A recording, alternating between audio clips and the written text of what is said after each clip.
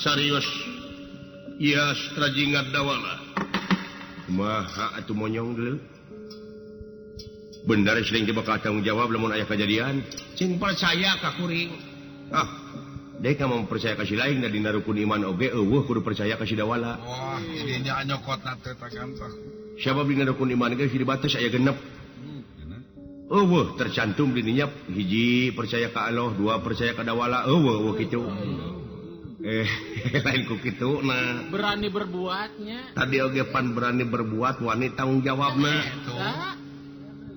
heuh ngan dewek dek nanyakeun naon wae anu diajarkeun ku si lain rupa-rupa we kumaha lamun dewek dek nanyakeun pertanyaan ka si lain dek nanyakeun naon dites heula cing dites heula ku dewek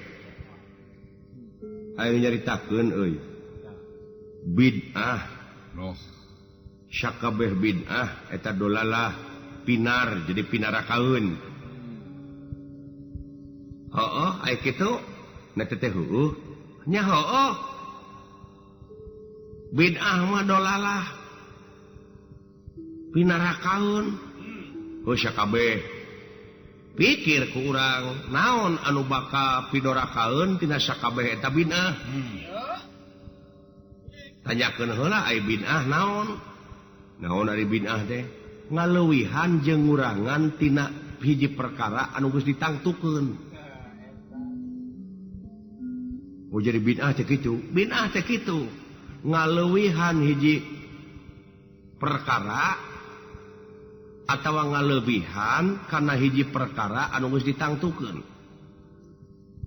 pinarakaeun teh pinarakaeun kumaha teh urang cokot globalna we kumaha teh urang cokot garis besarna heulaanan ulah wa kanuduh kanu jauh ulah nyawang kanu anggang ulah wa kamikiran batur naon ieu bid'ah anu aya dina diri sorangan heula di antarana ulah dileuwihan jeung ulah dikurangan di urang teh aya hate heueuh ari hate teh wadah naon wadah si kopi lain kana hakaneun wae nya inget kasih ait iku euy kumaha ngomong dengan kitu we kana hakaneun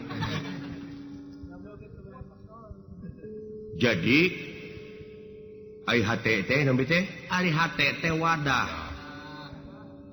naon wadah sagala rupa ngan di dieu geus ditangtukeun ari eta hate teh kudu dieusian ku welas asih ku ridho ikhlas jeung ku sumerah pasrah hate teh kudu dieusian ku ridho ku ikhlas ku sumerah jeung pasrah nya la haula kateranganana daya jeung upaya angin Gusti nu kagunganana jadi urang mah ulah umaku hirup tetep eta hate teh kudu dieusian ku ridho jeung ikhlas tah lamun aya jelema anu ngaleuwihan tina ridho jeung ikhlas dina hatena eta bid'ah bid'ah kumaha halawi jadi contohna ieu ikhlas ridho darah diancikan ngewaan syirik pidik kabatur ta eta pinar sakabeh eta bakal jadi kana neraka ceulikna pangdengena panempona contohna kieu we lah saperti aka jeung kuring aka teh jorojo we aya ngewa dina hate heuh ka kuring tah lamun eta hate aka geus kangewaan geus kancikan ngewa ka kuring di mana kuring ngomong teu sudi ngadengena omongan kuring berarti geus nyilakakeun kana ceuli aka nempo jeung karupa kuring geus teu hayang nempo rupa kuring sanajan kuring make minyak seungit nu pangseungitna aka moal daek ngame jadi eta anggota badan anu aya di aka kabeh bakal kaancikan ku panasna neraka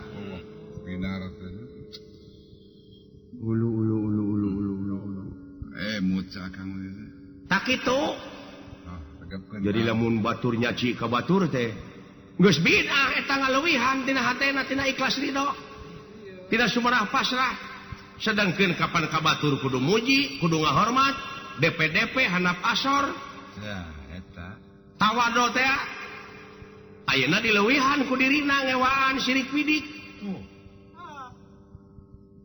euy heulaanan dina diri sorangan tuluy kaituna naon teh euy pokona sakur nu bid'ah mah eta pinarakaeun apan aya bid'ah anu hasanah da kuring mah nyaritakeunana bid'ah dalalah lamun nyaritakeun bid'ah hasanah beda deui jalurna beda kan kitu nya euy jadi lamun urang ngaleuwihan tina ikhlas ridho sumerah pasrah kanu kagungan teh tak lamun hirup sumerah pasrah ridho ikhlas kanu kagungan dina pengabdian ka pangeran nyaeta ulah deanci kanu kararitu sirik pidik jaya kaneaya iren panasden dudupak rurumpak lupat cimuat uju gria takabur nyaci maki reged eta aduh mut-mutan kan tak ingat kuring kana riwayat salah sahiji riwayat hiji nabi hayang guguru ka Nabi Hidir tak kumata Nabi Musa gitu heeh tah saur Nabi Hidir heug cenah guguru ka kuring tapi ulah loba nu ditanyakeun jeung ulah loba nu dinahakeun hiji mangsa eta Nabi Hidir teh aya budak keur ulin tuluy dipaehan eta Nabi Musa teh naroskeun naha cenah geuning make dipaehan saur Nabi Hidir teh cicing ongkoh ulah tatanya ulah nganahakeun cicing ge guguru ka kami mah tuturkeun guru semua guru uluh manya euy budak dipaehan tah akak ge meureun nganyakeun heueuh engke lanan puguh can ngarti meureun regepeun tuluy aya kapal dek mentas kapal teh geus pinuh ku muatan eta ku Nabi Hidir ditobrosan kapalna nepi ka ngalelep atuh muatan teh cinggara rajleng di sisi teh kapal di sisi dek init tadi dia pikir ku akak saur Nabi Hidir tadi ulah loba maknyakeun jeung ulah nganahakeun si horeng meureun kudu mikir ulah maknya yang ulah dinahakeun ieu keagungan pangeran kabeh tapi kudu mikir urang kudu kumaha carana mikir teh perubahan mana teh mikir supaya kaharti ai mikir teh tapakur eta budak dipaehan tah ieu budak geus gedena bakal jahat bakal maehan indung bakal maehan bapa mending ayeuna budak teh paehan ti heula atuh eta mah ilmu kamaripatan euy heueuh jadi Nabi Hidir mah jigana waspada kanu bakal datang kahiji kitu aya eta euy kapal ditobrosan tak kapal ditobrosan saur Nabi Hidir tangke di tengah-tengah ieu kapal teh bakal dikelebuh muatanana bakal paeh kabeh jeung tibatan ti kalebuh ke di tengah mending tobrosan ti ayeuna jadi muatanna teh cinggara rajleng jadi apa kalau baris datang atuh lamun kitu mah ngaramal meureun nujum lain eta teh cing jadi ilmu ka urang kumaha jadi ilmu kumaha kieu budak pangna dipaehan bakal ngaruksak tah dina wujud urang oge aya lampah bubudakeun geuwat eta laku lampah bubudakeun teh geura bunuh kudu dipaehan genti ku kadewasaan sabab lamun urang terus-terusan bubudakeun cilaka ngabahayakeun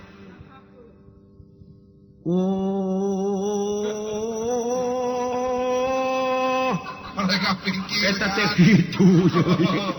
Oh. Lagu bolona.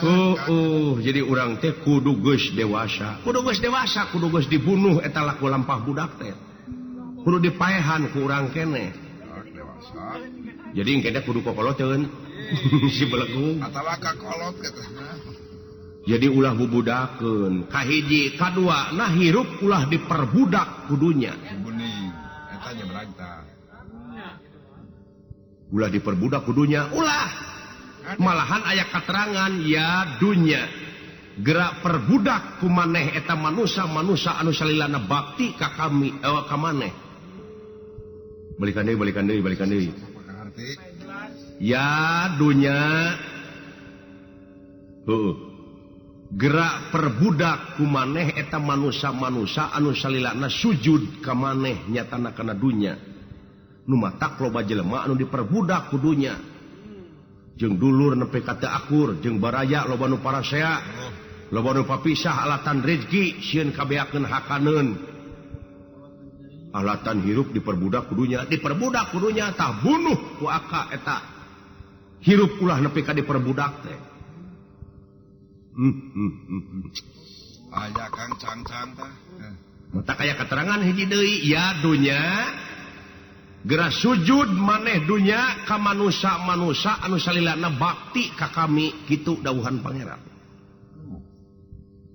Jadi anu bakal urang dunya bakal sujud teh ka urang di mana urang geus bakti ka pangeran. Ya eta. Dek bakti itu simut ini mah dek mah. Syukur. Ulah kapaksa. Ceuk kuring oge eta dina hate ancikan kurido jeung ku ikhlas. Sumerah jeung pasrah. Ulah dileuwihan binah teh.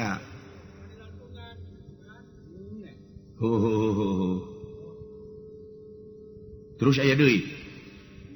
Soal kapal dewek nu diajakeun tadi. Kapal naon?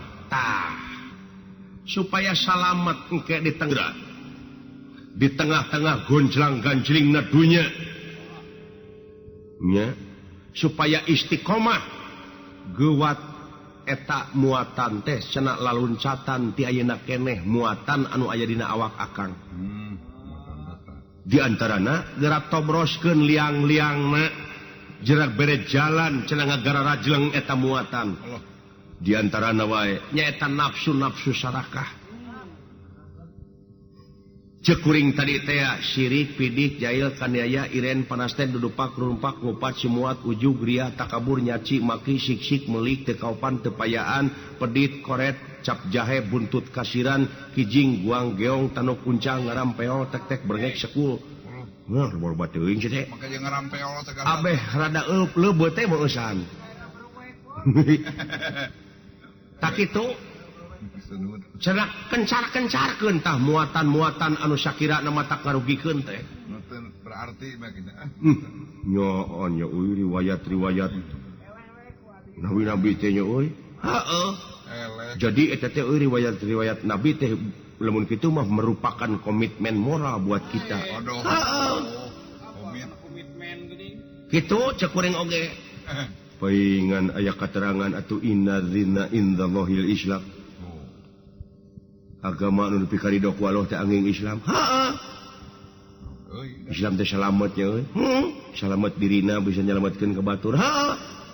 Nu matak lamun urang Islam dordal parasia silih siku silih sigeung alatan tina beda paham teh eta teh sumogol. Iya. Ulah dipaseakeun. Da lain keur pasea tapi agama teh keur jalankeun pigaweun. Bener. Rapih we. Jadi urang teh ulah diperbudak kudunya jeung ulah bubudakeun jadi urang teh kudu geus dewasa. Kudu dewasa. Eta ulah pinuh muatan dina awak. Kada eta. Nafsu-nafsu anu matak pijilakaeun teh. Tapi lamun eueuh nafsu pan urang kowe kumaha meureun? Tah nafsu na pake nafsu mutmainah. Anu bakal aya jaminan ke di akhirat teh nyaeta nafsu mutmainah. Nafsu mutmutan. Mutmainah. Oh mutmainah. Tunggu. nuhun dola sila Inggris nepi ka perbahdinya ngan sila Inggris boga rasa tamat acan jauh keneh Rumah saya boga tamat. kuring mah teu acan tamat bujeng hingga kanyaring teu ngimpi-ngimpi acan lamun batur nanyakeun lamun bisa dijawab lamun henteu hampura da kuring keur diajar keneh Sedang belajar. oh nyaho kudu kitu jelema mah Las. kudu ribrib awak teh rumasakeun hirup boga dosa lain kudu dipoloskeun selain tadi lain dina sumerah pasrah kanu kagungan teh geura aku geura rumasakeun dosa-dosa abeh rada dihampangkeun lamun dirumasakeun mah oh atuh lamun kitu mah konsekuen teh heueuh jadi urang teh hirup di dunya teh sasat geus pinuh ku dosa pinuh ku rareged Harus nampi dosa.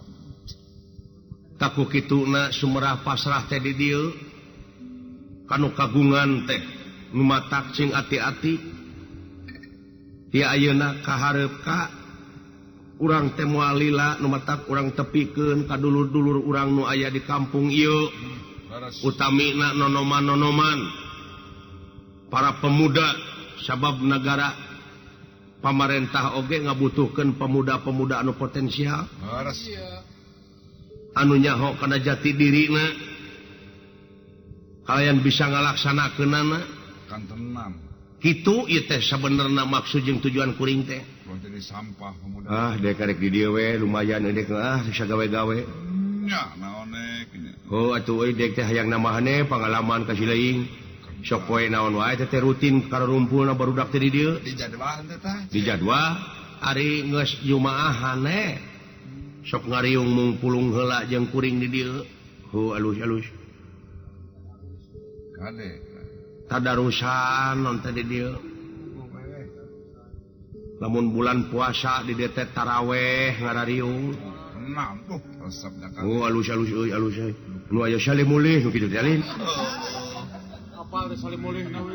apa teh sale molehna we meureun didenge henteu da aing mah iraha taraweh nu matak hayang cicing di dieu oge nya teh hayang bisa dewek teh dieu aing teh geus ngarumasakeun pinuh ku dosa eta teh wajib taraweh teh sunah sunatnya teh Bener mau balik. tapi perlu dilaksanakan perlu syukur atuh aya kitu mah lir pendra Inggih.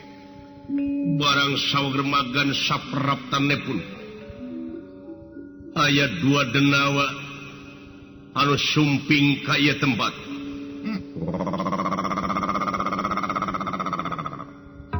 Loh, suara naon deui tanyong Geretar-geretar. naonnya Geger anu rek memean jalan teh doser gitu heuh atawa mobil eta teh meureun anu rek nyambungkeun kabel telepon udah kagiri harja macan nepi telepon teh dieu Acan kan. heuh mun hese pisan euy oh acane meureun Ngene korek susu. ulah kaget urang dieu ulah kaget euy Tenang euy. nyong aya buta deui itu dua jarangkung gede lho tenang Gugup. ulah gugup wah ada siun alah ari ku ancaman pangeran dina ayat-ayat Al-Qur'an geura teu dipikasieun sedangkeun pangeran moal jalir janji nah mun teu kasentuh eta awak ku panyingsieunnan pangeran dina Qur'an Harus tuh. aya ku sorang ngagolotrok kitu mun sieun Cing. cing percaya we kanu kagungan Ngewe urang salah. Aiku kitu teh mah da tetep aya kasieun mah aya dek teh normal atuh. Jelas. Oh cicing kumaha kuring we lah.